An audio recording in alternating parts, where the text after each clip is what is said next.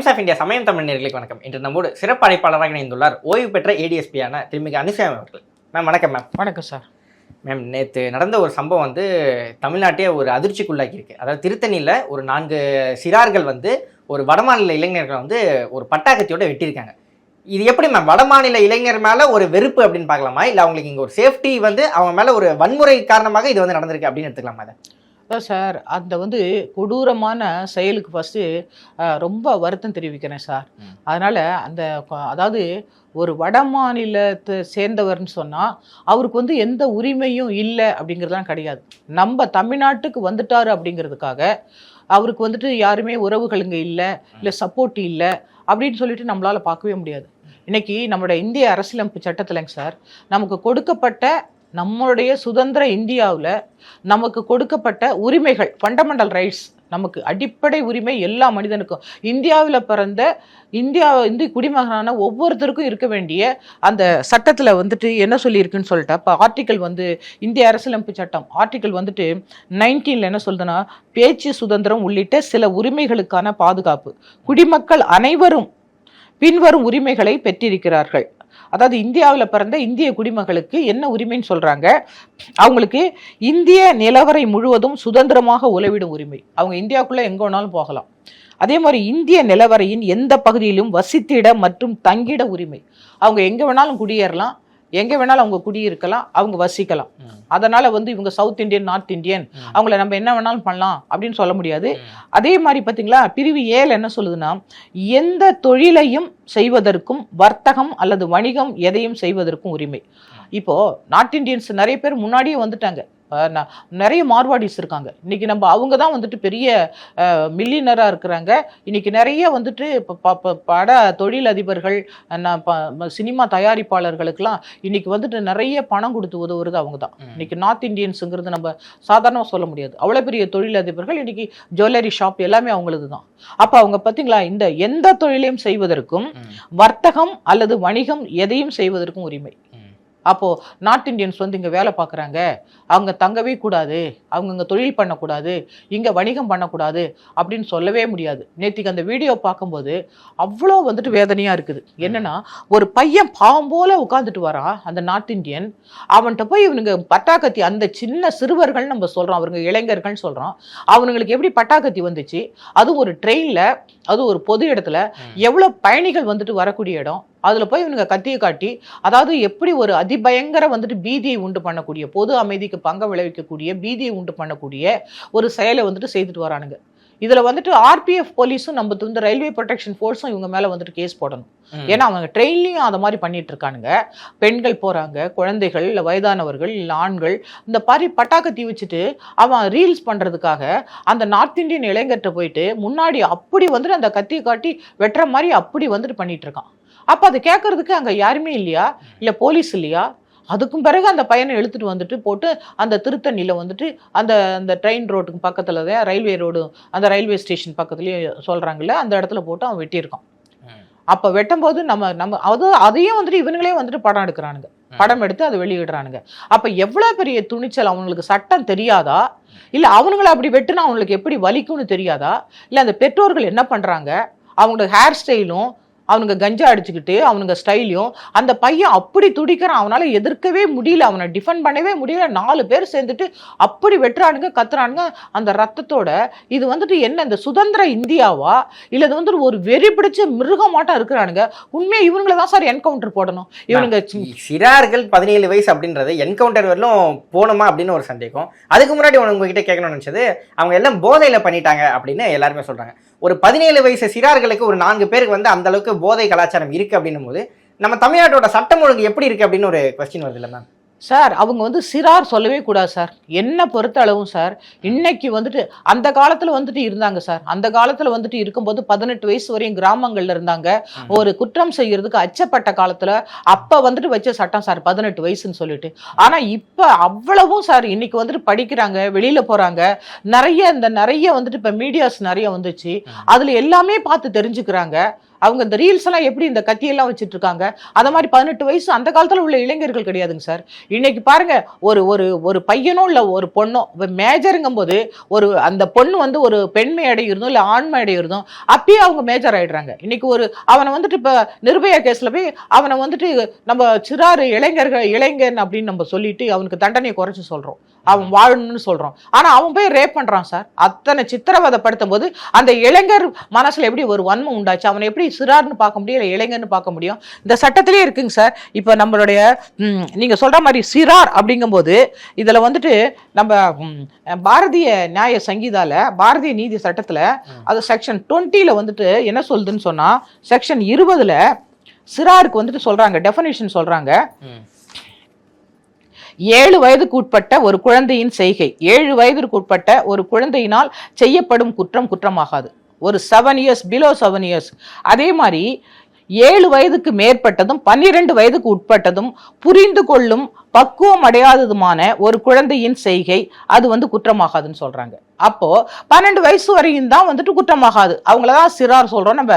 ஆனா 13 வயசு வச்சுக்கோங்களேன், நீங்க அவங்கள 13 வயசுக்கு மேல தப்பு பண்ணா தப்புன்னு சொல்லுங்க, அவங்கள மேஜர்னு சொல்லுங்க.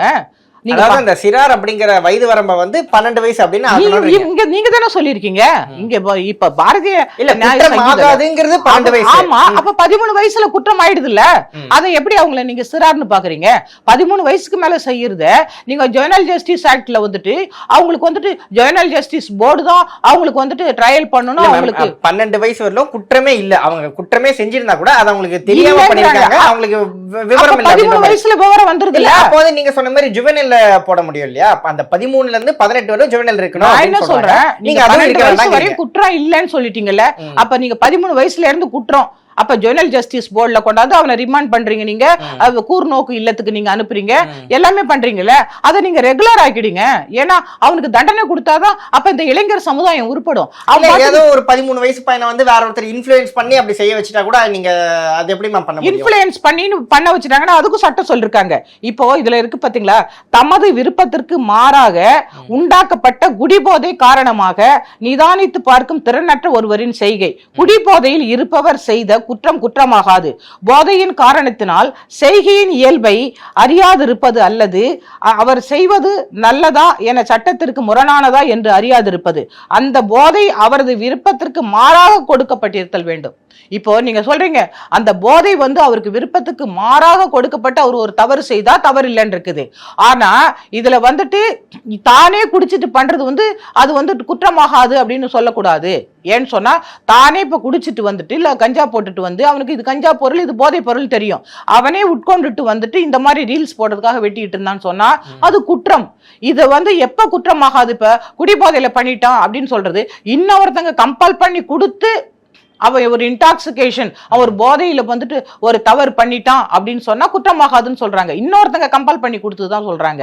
அதனால நீங்க வந்துட்டு இதுல எல்லாத்துலயுமே சட்டம் ஒரு குற்றமாவதற்கு ஒரு குறிப்பிட்ட உட்கருத்து அல்லது அறிவு தேவைப்பட்டு குடிபோதையில் இருக்கிற ஒருவரால் அக்குற்றம் செய்யப்படும் போது அது வந்துட்டு குற்றமாகாதுன்னு சொல்றாங்க. ஆனா இன்னொருத்தன் கம்பல் பண்ணி குடியை கொடுத்து அந்த குற்றம் செய்தானா அது குற்றம். அதனால இதுதான் சொல்லுவாங்க, டிஃபென்ஸ்ல சொல்லுவாங்க, குடிபோதையில பண்றது இல்ல பைத்தியக்காரன் பண்றது இல்ல குழந்தைங்க பண்றது குற்றமாகாது அப்படின்னு நம்ம சட்டத்துல இருக்குது. ஆனா அது எப்ப வந்து குற்றமாகுதுன்னு சொன்னா இன்னொருத்தன் வந்துட்டு அவனுக்கு வந்துட்டு குடிபோதையை கொடுத்து இல்ல போதை மருந்தை கொடுத்து அவன் குற்றம் பண்ணும்போது அது குற்றமாகும். குற்றமாகாது. இப்ப இன்னொருத்தன் வந்து கொடுக்கும் போது அது குற்றமாகாது. அதே சமயத்துல இவனே குடிச்சிட்டு வந்து பண்றான் இல்ல இவனே வந்துட்டு ஒரு கஞ்சா போட்டு பண்ணானா அது குற்றம் தான். அவரோட இன்ஸ்டாகிராம் பேஜ் எல்லாம் பார்க்கும்போது அவரே பண்றாரு. இந்த போதை கல்ச்சர்ங்கிறது எப்படி உண்டாச்சு? இன்னைக்கு இந்திய அரசியலமைப்பு சட்டம் என்னைக்கு 1950 எழுதிட்டாங்க. அப்ப என்ன எழுதி இருக்கிறாங்க இதுல? அழகா அவங்க நம்மளுடைய சட்ட நிபுணர்கள்லாம் நம்முடைய டாக்டர் அம்பேத்கர் அவங்க வந்து சட்டங்கள் அழகா இந்த இதுதான் வந்துட்டு பேஸ், இதுதான் தாய் சட்டம் நம்மளுக்கு, இதை வச்சுதான் எல்லா சட்டங்களும் வரும். அப்ப என்ன சொல்லுது? இப்ப வந்துட்டு உறுப்பு, அதாவது ஆர்டிகல் 47 ஊட்டச்சத்து, வாழ்க்கை தரம், உடல் நல மேம்பாட்டை உயர்த்துவதற்கான அரசின் கடமை, ஊட்டச்சத்தை மேம்படுத்துவதையும் மக்களின் வாழ்க்கை தரத்தை உயர்த்துவதையும் உடல் நலத்தை உயர்த்துவதையும் அரசு தமது கடமையாக கொள்ளுதல் வேண்டும். அதிலும் குறிப்பாக போதையூட்டும் மதுபானங்கள், போதை மருந்துகள் ஆகியன மருந்துக்காவன்றி வேறு விதமாக பயன்படுத்துவதை தடை செய்வதற்கு மதுவிலக்கை அமுல்படுத்த அரசு முயற்சிக்க வேண்டும். மதுவிலக்கை அரசு வந்துட்டு முயற்சிக்கணும். ஊட்டச்சத்து கொடுக்கக்கூடியது, மக்களுக்கு நல்லது கொடுக்கணும். அதே மாதிரி இந்த மாதிரி மருந்துக்கு மட்டும் யூஸ் பண்ணிக்கலாம் இந்த இன்டாக்சிகேஷன், இந்த போதை மருந்துகளை அப்படின்னு சொல்லுது. ஆனா இன்னைக்கு அரசே வந்துட்டு இன்னைக்கு மது கடையை திறந்து வச்சுட்டு மதுவிலக்கு கொடுக்காம கொண்டு வராம இன்னைக்கு இளைஞர்கள் எது கஞ்சா சாப்பிட்றாங்களா, ஹிராயின் சாப்பிட்றாங்களா, இல்ல வேற வந்துட்டு இந்த மது நம்ம டாஸ்மாக் மதுவை குடிக்கிறாங்களா, இல்ல விஷ சாராயத்தை குடிக்கிறாங்களா, யாருக்கு தெரியுது? 21 வயசுக்குள்ள அந்த மது குடிக்க கூடாது அப்படின்னு அரசாங்கம் ஒரு சட்டம் போட்டிருக்கு. அவங்களுக்குள்ள போய் அந்த இளைஞர்கள் வந்து போய் குடிக்கிறாங்க அப்படின்னா அங்க சட்டம் ஒழுங்கு ஃபெயிலியர், இல்லன்னா அரசாங்கம் தவறு பண்ணுது அப்படின்னு தானே அர்த்தம். 21 வயசுக்குள்ள வந்துட்டு குடிக்க கூடாதுன்னு சொல்லிட்டு சட்டம் போட்ட உடனே எல்லாத்தையும் சட்டத்தை நம்ம எல்லாம் கடைபிடிச்சுக்கிட்டு இருக்கிறோமா? இப்போ எல்லாரையும் வந்துட்டு 21 வயசா நீ உடனே நீ வந்து ஏஜ் சர்டிபிகேட் வாங்கிட்டு வந்துரு, உடனே வந்துட்டு உனக்கு தனி மனித ஒழுக்கமும் வேணும் தானே மேம். நம்மளே நான் என்ன சொல்றேன், இந்த சமுதாயத்துக்கு வந்துட்டு அக்கறையே கிடையாதா? அந்த குடும்பத்துக்கு அக்கறையே கிடையாதா? ஒரு அந்த வயசு 21 வயசுக்குள்ள இருக்கிற பையன் என்ன படிப்பாரு? ஒரு காலேஜ் படிப்பாரா? அவரு போய் போதைக்கு பொருளுக்கு அடிமாறாரு. அவங்க பெற்றோர்கள் என்ன செய்யறாங்க? அவங்க பெற்றோர்கள் வந்துட்டு தன்னோட பிள்ளைங்களை கவனிக்கவே மாட்டாங்களா? இந்த சமுதாயத்துக்கு அக்கறையே கிடையாதா? எல்லாமே போலீஸ் பார்ப்பாங்கன்னு சொன்னா எவ்வளவு போலீஸ் இருக்கிறாங்க? ஒரு போலீஸ் ஸ்டேஷன்ல வந்துட்டு எவ்வளவு இளைஞர்கள் இருக்காங்க, எவ்வளவு மதுக்கடை இருக்குது, எந்த இன்டாக்சிகேஷன் உள்ளத ட்ரிங்க்ஸ் அவன் சாப்பிட்டான்னு அவ்வளவு போது போலீஸ் பிரிச்சு பாக்குற அளவுக்கு அந்த ஸ்ட்ரென்த்தே கிடையாது. ஒரு 4 ஒரு சப்டிவிஷன் இருக்குன்னு சொன்னா ஒரு டிஎஸ்பி கண்ட்ரோல்ல ஒரு 4 அதுல வந்து 4 ஸ்டேஷன் இருக்கு, மதுவிலக்கு ஸ்டேஷன். அதுல எத்தனை பேர் இருக்காங்க? ஒரே ஒரு இன்ஸ்பெக்டர் இருக்காங்க, ஒரு 2 எஸ்ஐ இருக்கிறாங்க, அதுல ஒரு 10 கான்ஸ்டபிள் இருக்காங்க. ஒருத்தர் கோர்ட்டுக்கு போயிடுவாரு, ஒருத்தர் வந்துட்டு ரைட்டரா போயிடுவாரு, ஒருத்தர் சிக்ல போயிடுவாரு, ஒருத்தர் லீவ்ல போயிடுவாரு. எத்தனை பேர் இருக்காங்க? அவ்வளவு ஏரியாவை கவர் பண்ண முடியுமா? வீட்டுக்கு வீடு போயிட்டு அந்த ஒரு சின்ன டவுட், சமுதாயம் வந்து திருந்தணும் சார். ஃபர்ஸ்ட் இந்த சமுதாயம் அந்த பெற்றோர்களுக்கு தண்டனை கொடுக்கணும். இந்த மாதிரி ரீல்ஸ் போடுறானுங்களே, கத்தி தூக்கிட்டு நிக்கிறானுங்களே, அவங்க பெற்றோர்களுக்கு வந்துட்டு அந்த பையன் வந்துட்டு என்ன ஸ்டைல்ல இருக்கிறானுங்க, எங்க போறானுங்கன்னு கவனிக்கிறாங்களா? அந்த பெற்றோர்களுக்கு தண்டனை கொடுக்கட்டும். இன்னைக்கு 13 வயசு பையனை கார் எடுத்துட்டு போயிட்டு ஒருத்தனை ஏத்தி கொள்றான். அந்த தகப்பன் வந்துட்டு கார் சாவி கொடுக்கலாமா, இல்ல அவன் எடுத்துட்டு வரலாமா? அந்த தகப்பனுக்கு தண்டனை கொடுக்கணும். அந்த பிள்ளைங்க பண்ற தப்புக்கு இன்னைக்கு ரேப் பண்றான் ஒரு மைனர் போயிட்டு. இன்னைக்கு ஒரு குழந்தை வந்துட்டு 13 வயசு குழந்தை 14 வயசு பையன் ரேப் பண்ணி இன்னைக்கு பிரெக்னென்ட் ஆகி குழந்தை பிறக்குது. அப்ப யாரு குற்றம்? அவங்க அப்பா அம்மா கவனிக்கிறாங்களா, கவனிக்கலையா? சமுதாய குற்றம் இல்லையா? எல்லாமே போலீஸ் நேரா வந்து எல்லா தப்பும் வந்து அப்படியே நான் போலீஸ் நான் எங்கள்கிட்ட சொல்லிட்டு தான் பண்றானா? சொல்லுங்க. சமுதாயத்துல அக்கறையே கிடையாதா? அரசாங்கத்துக்கு அக்கறை இல்லையா? அரசாங்கம் தானே இப்ப டாஸ்மாக்ல வந்து திறந்து வச்சுக்கிட்டு கடையை குடிங்கடா. ஏன் இன்னைக்கு வந்துட்டு நீங்க வந்துட்டு மைனஸ்ல போயிட்டு இருக்குது? இன்னைக்கு ஏன் வந்துட்டு அங்க விஷச்சாராயம் இருக்குதா இல்ல கள்ளச்சாராயம் இருக்குதான்ட்டு எங்களை கேள்வி கேட்கறாங்களா? மதுவிலக்கு போலீஸ்னு போட்டு வச்சுட்டு டாஸ்மாக் சாராயத்தை குடி, நீ கள்ளச்சாராயம் குடிக்காதங்கிறதுக்காக ஒரு போலீஸ் போட்டிருக்காங்க. அப்ப என்ன பண்ண முடியும்? அப்ப போலீஸ்க்கு அவன் பயப்பட போறானா? பயப்படவே மாட்டான். நம்ம ஒவ்வொரு வீடா போய் 21 வயசு எத்தனை பேருக்கு ஆச்சு, இவன் வந்துட்டு குடிக்கிறானா குடிக்கலையான்னு பார்த்துட்டு உட்காந்து இருக்கிறதா வேலை? எங்களுக்கு எவ்வளவு வேலை கொடுத்துருக்காங்க. லா அண்ட் ஆர்டர் ஒர்க் இருக்குது, விஐபிஸ் பந்தோபஸ்து இருக்குது, நிறைய கேசஸ் இருக்கு. மதுவிலக்கு போலீஸ் வந்து இதுலயே ஈடுபடுறாங்க அப்படின்னு சொல்றீங்களா மேம்? மதுவில என்னத்துல ஈடுபடுறாங்க? மதுவிலக்குல இருக்கிற பிரிவுல இருக்கிறவங்க அந்த வேலையை மட்டும் தான் பாப்பாங்க. இல்ல நீங்க சொல்றீங்க இப்ப சொன்னீங்க இல்லையா, பந்தோபஸ்து லாண்டாருக்கும் எடுத்துக்கிறாங்களே, லாண்டாருக்கும் தேர்தல் பணிக்கெல்லாம் எடுத்துக்கிறாங்க. விவிஐபிஸ் பந்தோபஸ்து ஒரு எலெக்ஷன் வந்துச்சுன்னு சொன்னா 3 மாசம் வரையும் நாங்க வேலையே பார்க்க முடியாது. அவ்வளவு விஐபிஸும் வந்துருவாங்க. ஸ்ட்ரென்த் இருக்காது, எல்லாம் பந்தோபஸ்து கொண்டு போட்டுருவாங்க. எல்லா டியூட்டிக்கும் எடுத்துப்பாங்க. முக்கியமான டியூட்டிஸ்க்கு அந்த எஸ்பி கண்ட்ரோல்ல தானே இருக்கும் டிஸ்ட்ரிக்ட்ல. நாங்க அவங்க எடுத்துப்பாங்க. அப்ப அந்த ஆப்ஷன்ஸ் ஆஃப் போலீஸ் அப்பதான் விஷசாராயம். சரி, போலீஸ் எல்லாத்தையுமே கண்ட்ரோல் பண்ண முடியாது அப்படின்னு சொல்றீங்க. ஆனா அந்த பையனோட இன்ஸ்டாகிராம் பேஜ் பார்த்தா அருவாளை வச்சு ரீல்ஸ் போடுறது, நல்லா குடிக்கிறது எல்லாமே அவனோட இன்ஸ்டாகிராம் பக்கத்துல அப்படியே இருக்கு. ஒரு காவல்துறை வந்து இல்ல ஒரு சைபர் செக்யூரிட்டியோ இல்ல சோஷியல் மீடியா ஃபாலோ பண்றவங்களோ இந்த மாதிரி சின்ன பசங்க எல்லாம் இப்படி பண்ணிட்டு இருக்காங்க அப்படின்னு அவங்க சமூக வலைத்தளத்துல கண்காணிச்சிருந்தா முதலே அந்த பையனை கூப்பிட்டு ஒரு வான் பண்ணியிருந்தா இந்த அளவுக்கு அது வந்து நின்றுருக்காது இல்லையா? முதலே காவல்துறையை வந்து ஒழுங்கா கண்காணிக்கிறமா இல்லையா? அதுலயே ஃபெயிலியர் ஆகுது அப்படின்னும் போது நம்ம விளையும் பயிர் வந்து கடைசியா இங்கதான் வந்து நிக்க போகுது அப்படின்னும் போது அங்கேயே கண்ட்ரோல் பண்ணி இங்க வந்து நின்றுருக்காது இல்லையா மேம்? இல்ல சார், இப்ப எத்தனை ட்ரெயின் போயிட்டு இருக்கு, அத்தனை ட்ரெயின்லயும் வந்துட்டு எத்தனை கம்பார்ட்மெண்ட், எவ்வளவு போலீஸ் அதுல போடுறாங்க? மொத்த போலீஸ் இப்ப ஆர்பிஎஃப் போலீஸ் இல்ல. ஒரு இன்ஸ்டாகிராம்ல அத்தனை ரீல்ஸ் போடுறாங்கன்னா சமூக வலைதளத்தை எந்த காவல்துறையும் ஃபாலோ பண்றது இல்லையா? இல்ல ஒழுங்கா அங்க ஏதோ ஒரு தப்பு நடக்குதுப்பா, சின்ன பையன் கையில அருவாள் இருக்குப்பா. அந்த நம்ம பார்க்கும்போது ஒருத்தர் உட்கார்ந்து இருக்கிறாரு. இப்ப வந்துட்டு அந்த நார்த் இந்தியன் மட்டும் உட்கார்ந்துல, அவன் கீழே உட்கார்ந்துருக்கான். அந்த சீட்ல இன்னொருத்தர் உட்கார்ந்துருக்காரு. அவ்வளவு பப்ளிக்கும் சேர்ந்து அவனை வந்து பிடிச்சா, இன்னைக்கு வந்துட்டு ஆஸ்திரேலியால வந்துட்டு ஒருத்தன் துப்பாக்கியால சுட்டு அவ்வளவு பேரை கொண்டுட்டான்.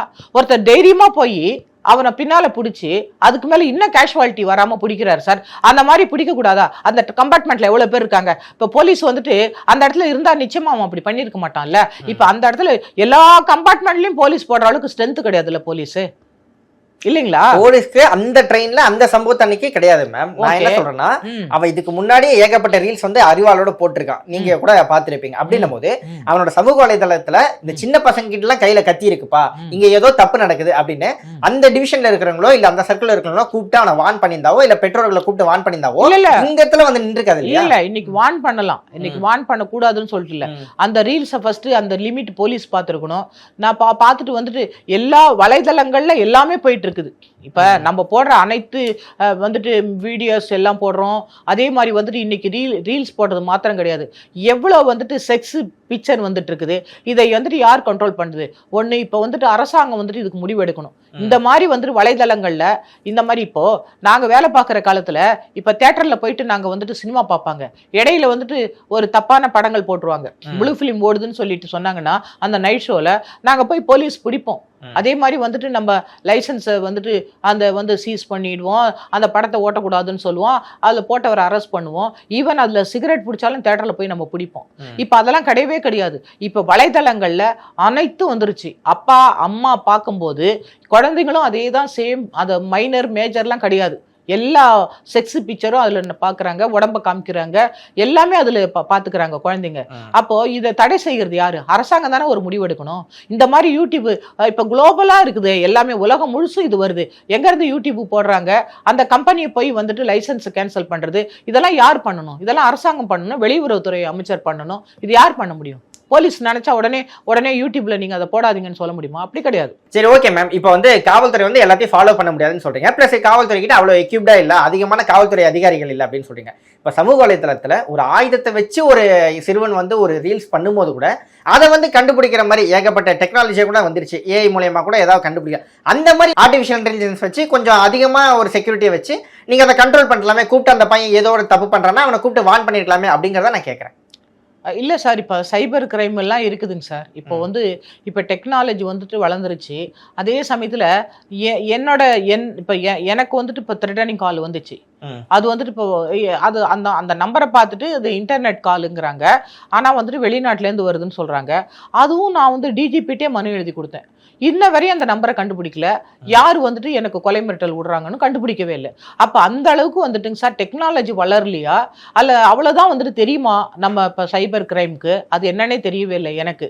ஏன்னு சொன்னால் இன்னைக்கு வந்து அந்த அளவுக்கு எக்யூப்டா இல்லை போல இருக்குது. அப்போ நம்ம தமிழ்நாட்டில் இருக்கக்கூடியவங்க அந்த மாதிரி ரீல்ஸை பார்த்து உடனடியாக நடவடிக்கை எடுக்கணும். இல்லை இந்த மாதிரி ரீல்ஸ் எல்லாம் வந்துட்டு வெளியிடக்கூடாதுன்னு சொல்லிட்டு அந்த கன்சல்ட் கம்பெனிக்கு வந்துட்டு நீங்கள் தடை செய்யணும் அப்படிங்கிற மாதிரி லெட்டர் போடுற அளவுக்கு எக்யூப்டா இல்லையா என்னன்னு அதை பற்றி எனக்கு தெரியல. அப்போ காவல்துறையிலேயோ மத்திய மாநில அரசுல ஏதோ ஒரு பிரச்சனை இருக்கு. அரசாங்கம் தான் சார் இதுக்கு மெயினாக முடிவெடுக்கணும். ரெண்டு அரசாங்கத்துக்கும் இதில் பொறுப்பு இருக்குது. ரெண்டு அரசாங்கமும் இப்போ இது குளோபலா இருக்குது, உலகம் முழுசும் வந்துட்டு இந்த ரீல்ஸ் வருது, இல்லை யூடியூப் வருது, இப்போ நம்ம போடுற இன்டர்வியூ வருது. அது எங்கே போய் எப்படி வருதுன்னே நமக்கு தெரிய மாட்டேங்குது.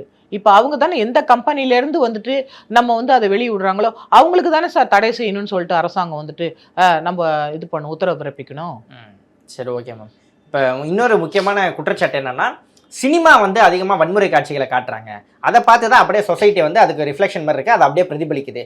சினிமாவில் வந்து அந்த வன்முறை காட்சிகளை கம்மி பண்ணாவே சொசைட்டியில் வந்து கொஞ்சம் அமைதியாக இருக்கும், அந்த வன்முறை வந்து அந்த அளவுக்கு நடக்காது அப்படின்ற மாதிரி ஒரு பார்வை இருக்குது. நீங்கள் என்ன மேம் நினைக்கிறீங்க? அது உண்மைதான் சார். இப்போ நம்ம கொஞ்சம் காலத்துக்கு முன்னாடி வந்துட்டு நம்ம பார்க்கும்போது இப்போ எங்கள் பீரியடில் நாங்கள் யங்ஸ்டர்ஸாக இருக்கும்போதுங்க சார் ஒரு குடும்ப கதையாக இருக்கும், இவ்வளோ வன்முறை இருக்காது. இப்பயும் மறுபடியும் வந்துட்டு சென்சார் போர்டெல்லாம் இருக்குது.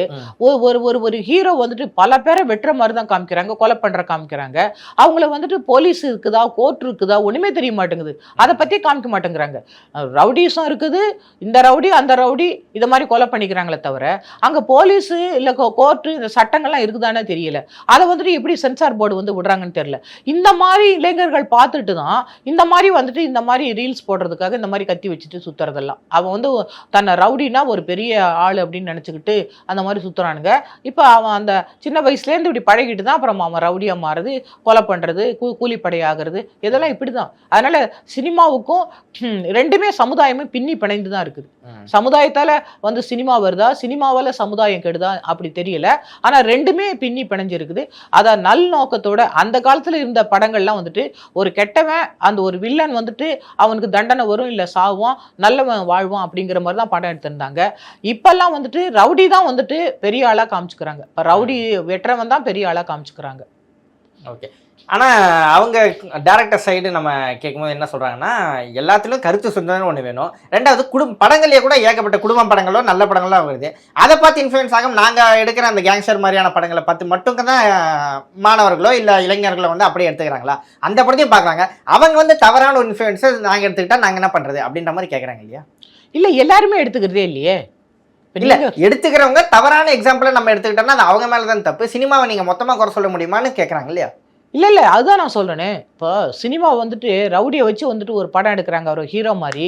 அப்ப ரவுடி வந்துட்டு எவ்வளவு கொலை பண்ணாரு, அவர் வந்துட்டு எவ்வளவு வந்துட்டு பெண்களை கெடுத்தாரு, கற்பழிச்சாரு, இது எல்லாம் வந்துட்டு அவரை ஹீரோவாக்குனா அப்ப இங்க சட்டத்தை நாங்க அமல்படுத்தக்கூடிய போலீஸ் என்ன வில்லனா? நாங்களா வில்லன்? இல்ல, அவனை கண்ட்ரோல் பண்றோம். அவன் கூலிப்படை எவ்வளவு கொலை பண்றான், அவளை கேஸ் போடுறோம். அவன் வந்து இப்போ ஜெயிலில் வந்து வருஷக்கணக்காக கிடக்குறானுங்க. அவனை வச்சு ஒவ்வொரு பேரில் வந்துட்டு இந்த சினிமா டைரக்டர்ஸ் வந்து படம் எடுத்து அதை பணம் பண்ணுறாங்க. அது மக்கள் வந்துட்டு பார்க்குறாங்க. இந்த மாதிரி படத்தெல்லாம் பார்க்கவே கூடாது. பிள்ளைங்க அப்புறம் எப்படி வந்துட்டு ஏன் கெடுறாங்க, ஏன் ரவுடியாக மாறுறாங்க அடுத்த வருங்கால சந்ததி? அதை வந்துட்டு நம்ம சமுதாயம் தானே கெடுக்குது. சமுதாயம் போய் பார்க்கறதுனால இந்த மாதிரி படங்கள்லாம் எடுக்கிறாங்க. அப்போ ரவுடிகளை வளர்க்குறது யாரு? அப்போ சட்டத்தை நிலைநாட்டக்கூடிய நீதித்துறையும் இல்லை காவல்துறையும் வந்துட்டு அவங்க என்ன வில்லனா? அப்படிதானே படம் எடுத்துட்டு இருக்காங்க இப்போ. சரி, ஓகே மேம். பின்னி பிணைஞ்சது அப்படின்ற மாதிரி சொல்லியிருக்கீங்க. இன்னொரு குற்றச்சாட்டு என்னன்னா, இந்த வர்க்கத்தினர் இல்லை இந்த சமூகத்தினர் தான் இந்த மாதிரி குற்றங்களை ஈடுபடுவாங்க. ஒரு உதாரணத்துக்கு சொன்னா, இந்த ஸ்லம்ல இருக்கிறவங்க தான் இந்த மாதிரி தவறுகள் செய்வாங்க, இந்த மாதிரி ஹேர் கலர் பண்ணிக்கிட்டவங்க தான் இந்த மாதிரி தவறுகள் செய்வாங்க, இல்லை இந்த மாதிரி கானா பாடல்கள்லாம் போட்டிருக்காங்க இல்லையா, இந்த மாதிரி கானா பாடல்கள் பாடுறாங்களோ இல்லை ரசிக்கிறாங்களோ அவங்க தான் இந்த மாதிரி தவறுகள் செய்வாங்க அப்படின்னு அவங்கள வந்து நம்ம டார்கெட் பண்ற மாதிரியோ இல்லை ஸ்டீரியோ டைப் பண்ற மாதிரியோ இருக்கு. அதை பத்தி நீங்க என்ன நினைக்கிறீங்க? அதான் சார், இப்போ ஸ்லம்ல இருக்காங்க அப்படின்னு நம்ம சொல்றோன்னு வச்சுக்கோங்களேன், அது வந்து டியூ டு பாவர்ட்டி. அதாவது அவங்க வந்துட்டு உழைப்பாளியா இருப்பாங்க. அவங்க தான் இன்னைக்கு வந்து மதுக்கடையில் வந்துட்டு இப்போ டாஸ்மாகில் நிறைய அதை உடல் ரீதியாக உழைக்கிறாங்களே, கடுமையான உழைப்பு இருக்கும்போது லேபர்ஸாக இருப்பாங்க, அவங்க குடிக்கிறாங்க. அதே மாதிரி வீட்டில் சண்டை வரும், பிள்ளைங்க பார்த்துட்டு அதை பார்த்துட்டு அவங்க நல்லவங்களாக வளர மாட்டாங்க. ஏன்னா அப்பா அம்மாவுக்குலாம் நிறைய சண்டை வரும், இல்லாட்டா இம்மாரலாக போவாங்க சில சமயத்தில், தாயோ தகப்பனோ. அதெல்லாம் பார்த்து பிள்ளை வளரும்போது அவங்களுக்கு வந்து ஒரு அமைதியான ஒரு சூழ்நிலையை அவங்க வளர மாட்டாங்க. அப்போ அவங்க வளர்ந்து வரும்போது சமுதாயத்தில் நிச்சயமாக அவங்களும் வந்து ஒரு குற்றவாளியாக மாறதுக்கு வாய்ப்பு இருக்குது. ஏன்னா அவங்களுக்கு நல்ல ஒரு படிப்பு கொடுத்து நல்ல ஒரு அமைதியான ஒரு அட்மாஸ்பியர்ல குழந்தை வளரும் போது நிச்சயமா அது நல்லா தான் வளரும். ஏன்னா பாவர்ட்டி அவங்களுக்கு, அதே மாதிரி அவங்க வளரக்கூடிய சூழ்நிலைகள், அதே மாதிரி பெற்றோர்கள், அதே மாதிரி சிங்கிள் பேரண்டா இருக்கிறவங்க, அதே மாதிரி வந்து பேரண்ட் பிள்ளைங்கள்ட்ட வளராதவங்க, இம்மாரல் கேரக்டர் உள்ள பெற்றோர்கள், இவங்களுக்கெல்லாம் வளர்ற குழந்தைங்க தான் வந்துட்டு அவங்க வந்துட்டு இதை மாதிரி வந்து வளருவாங்க. அப்போ வந்து அவங்க வந்து லேபர்ஸ், பாவர்ட்டி, அவங்க இருக்கிறதுக்கு சரியான இடம் இருக்காது, அந்த மாதிரி சூழ்நிலையில வளர்றாங்க. அதனால தான் நம்ம ஸ்லம்னு சொல்றோம். இப்போ அதே சமயத்தில் ஒரு கோயிலோட அர்ச்சகர் பிள்ளை இருக்காங்க, அவர் என்ன கத்தி தூக்கிட்டா போடுறாரு, ரீல்ஸ் போடுறாரு, அவரோட வேலையை பார்க்குறாரு, அவர் போய் கோயிலில் வந்து பக்தியோட பூஜை பண்ணுறாரு, அவர் வந்துட்டு வேதத்தை படிக்கிறாரு. அதனால வாழக்கூடிய சூழ்நிலைகள் தானே தவிர அது ஃபஸ்ட்டு வந்துட்டு அப்பா அம்மா பெற்றோர்கள் குடும்பம் தான் அந்த குழந்தை வளர்றதுக்கு, நல்ல குழந்தையா வளர்றதுக்கு காரணம் ஃபஸ்ட்டு வந்து குடும்பம். அதன் பிறகு தான் வந்துட்டு ஆசிரியர்கள் வருவாங்க, அதுக்கு பிறகு சமுதாயம். இன்னைக்கு எல்லா ஃப்ரெண்ட்ஸுங்க தான் குடியை வந்து ஊக்குவிக்கிறானுங்க. இப்போ நீங்கள் பாருங்களேன், இப்போ ஃப்ரெண்ட்ஸுங்களால் தான் குடியை கற்றுட்டு வருவாங்க, இந்த போதைப் பொருளுக்கு அடிமையாகிறாங்க. பெற்றோர்கள் வந்துட்டு இதை என்கரேஜ் பண்ணுறது கிடையாது, அவங்க வீட்டில் தெரிஞ்சு இதை பண்ணுறதே கிடையாது. இல்லை ஸ்டீரியோ டைப்னா அதான் அந்த வாழும் சூழல்னு நீங்கள் சொல்கிறீங்க, அதில் உடன்பாடு இருக்குது. ஆனால் இந்த சமூகத்தினர் தான் இதை பண்ணுறாங்க அப்படின்னு அவங்க மேலே ஒரு குற்றச்சாட்டு வைக்கப்படுது இல்லையா? இப்போ நீங்கள் கூட சொன்னீங்க, இப்போ பூசாரிங்களோட மகன்கள்லாம் செய்வாங்களான்ட்டு. வன்முறை நடந்தால் எல்லாத்துலேயும் வன்முறை தான், ஆனால் இவங்க வாழ்கின்ற சூழல் தான் இது மாற்றத்துக்கு ஒரு முக்கியமான காரணமாக இருக்குது அப்படிங்கிற மாதிரி தான். இல்லை, இப்போ நீங்கள் ஒரு குறிப்பிட்ட மதத்தினர் அப்படின்னு சொன்னால், இப்போ நம்ம சொல்கிறோம், இப்போ இளையராஜா அவர்களை சொல்கிறோம், இளையராஜா அவர்கள் வாழ்ந்த சூழ்நிலை, அவருக்கு திறமைகள் இருந்துச்சு, அவர் வந்து நல்ல பெற்றோர்கள் இருந்தாங்க, இன்னைக்கு பெரிய இசைஞானியாக இருக்கிறாரு. இப்போ சமூகத்தினர் அப்படின்னு சொல்லும்போது இன்னைக்கு பட்டியலின மக்கள் இல்லை வந்து தாழ்த்தப்பட்ட மக்கள்னு கூட நம்ம வச்சுக்கலாமே. ஆனால் அவங்க தான் அந்த சிலம்பில் இருக்கிறாங்க. இப்போ யாரோ வந்துட்டு ஒரு கோயில் பூசாரி வந்து அந்த சிலம்பில் இல்லை, கரெக்டுங்களா? அது அந்த ஸ்லம்ல வளரக்கூடிய சூழ்நிலை எப்படி இருக்காரு? இன்னைக்கு குப்பைமேட்ல வந்துட்டு யார் இருக்காங்க? இன்னைக்கு வந்துட்டு ஸ்லம்ல யார் இருக்காங்க? இடம் இல்லாதவங்க, வறுமையில இருக்கிறவங்க, வீடு இல்லாதவங்க, ஏழைகள் இப்படி தானே இருக்காங்க. அதனால இப்போ ஒரு வறுமையில இல்லாத அதனால தானே வந்துட்டு அவங்க வந்துட்டு ஜாதி ஒரு பக்கம் இருந்தாலும் இன்னைக்கு வந்துட்டு அப்பர் கம்யூனிட்டி இல்லை மிடில் கிளாஸு இப்போ லோயர் கிளாஸு இல்லை வந்துட்டு அந்த மாதிரி வந்து இப்போ பிரிவினை இருக்கு இல்லைங்களா? இப்போ ஏன்னா இப்போ கொஞ்சம் வருமானம் இருந்தாங்கன்னா அந்த தாய் தகப்பன் வந்து அந்த குழந்தைக்கு ஒரு நல்ல உணவு கொடுக்க முடியும், நல்ல ஒழுக்கம் படிப்பு கொடுக்க முடியும். ஒன்றுமே இல்லாத தாய் தகப்பன் அவங்க படிச்சிருக்க மாட்டாங்க, ஒரு அன்கல்ச்சர்டாக இருப்பாங்க. அவங்க வந்துட்டு இன்னைக்கு டாக்டர் அம்பேத்கர் இருக்காங்க, இன்னைக்கு அவர் தான் இன்னைக்கு சட்ட மேதை. அதனால ஒரு குறிப்பிட்ட வகுப்பினரை வந்து நமக்கு அறிவில்லை அப்படின்னு நம்ம சொல்லவே முடியாது. காரணம் என்னன்னா அவங்க வளரக்கூடிய சூழ்நிலைகள்.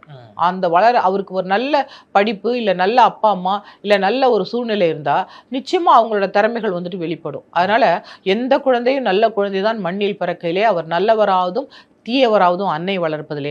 அதனால இதுக்கு வந்து ஜாதியோ மதமோ இல்லை பணமோ ஏழையோ பணக்காரங்களோ ஆணோ பெண்ணோ கிடையாது. அவங்க வளர்ச்சிக்கு அவங்க வளரக்கூடிய சூழ்நிலைகள் தான். அவங்களுக்கு நல்ல வந்துட்டு அவங்க தாய் தகப்பன் நல்லா இருந்து ஒரு நல்ல அட்மாஸ்பியர்ல இருந்து நல்ல போதுமான வசதி இருந்து அந்த குழந்தை வளரும் போது நிச்சயமா நல்லா வளரும். இப்போ ஒரு செடி இருக்குன்னு சொன்னா அந்த செடிக்கு நல்லா எரு போட்டு தண்ணி ஊற்றி அதுக்கு நல்ல வேலி அடைச்சி ஆடு மாடு கடிக்காத அந்த அந்த செடியை பாதுகாத்தா அது நல்ல மரமா வளர்ந்து கனி கொடுக்கும்.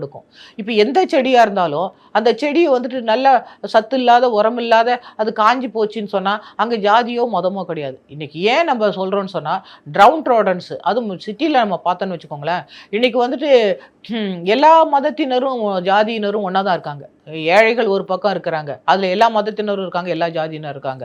அந்த சூழ்நிலை தான் அட்மாஸ்பியர் வசதி வாய்ப்பு, பெற்றோர்களுடைய அன்பு பாசம், அந்த குழந்தைங்களை வளர்க்கக்கூடிய விதம், அந்த முதல் வந்துட்டு வளரும் சூழல் தான் பெற்றோர்கள் தான். என்ன குழந்தை வந்துட்டு இப்ப நம்ம குழந்தை கெட்ட பேச்சு பேசுதுன்னு சொன்னா அது எங்க இருந்து கத்துக்கிட்டு வரல, நம்ம தாய் தகப்பன் கெட்ட பேச்சு பேசுறதுனால தான் அந்த குழந்தை கத்துக்கிட்டு அந்த பேசுது. சரி, ஓகே மேம். மறுபடியும் இந்த கேஸ்க்கு வரணும்னு நினைக்கிறேன். இப்போ இந்த 4 பேருக்கும் என்ன தண்டனை கொடுப்பாங்க அப்படின்னு நினைக்கிறீங்க? ஏன்னா சிறார்கள் 4 பேருமே 18 வயசுக்கு உள்ள இருக்கிறாங்க அப்படின்னும் போது அவங்க போதை அந்த சம்பவத்தை ஈடுபட்டதா சொல்றாங்க. நமக்கு இன்னும் இன்னைக்கு ஐஜி சொல்லும் போது கூட அது வந்து இன்னும் கன்ஃபார்மாக தெரியல, விசாரிக்கணும் அப்படின்ற மாதிரி சொல்லியிருக்காங்க.